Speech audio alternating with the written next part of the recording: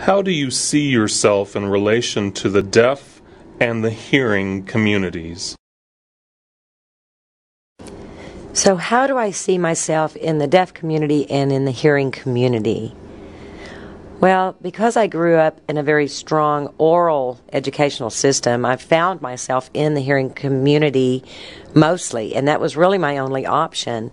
And today at my workplace, I'm working with mostly hearing people, so I feel that that is part of where I am.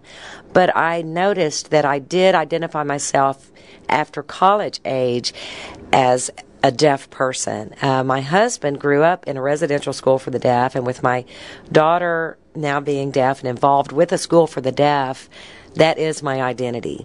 One thing that I've noticed when looking back about growing up, the labeling of hearing impaired or she has a hearing loss, and now I say none of that. I'm deaf. I enjoy that term.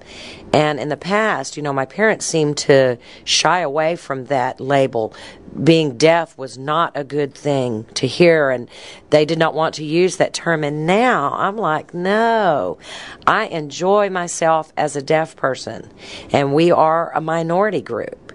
We're a unique kind of group. So I tell people I'm a deaf person. I tell my family I'm a deaf person.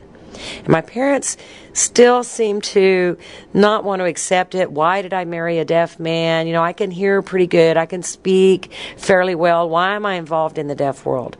But after my daughter was born, it seemed that they now sort of accept it. Now, it's interesting to trade places. In the past I talked about me growing up and Christmas time and being around the family and not being able to communicate well.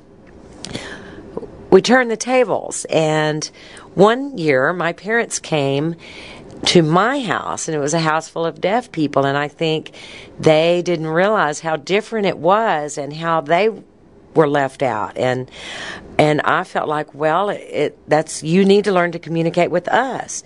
All my life growing up, I had to work to communicate with the hearing world, so I think my parents understand more now. But I don't know, they're trying to say, how can we make it work now? I think today is very different than the 60s and 70s and even 80s.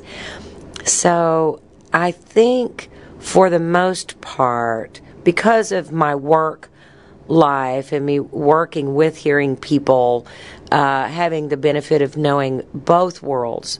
But if not for having to be in the hearing world, I would be very comfortable in the deaf world all the time.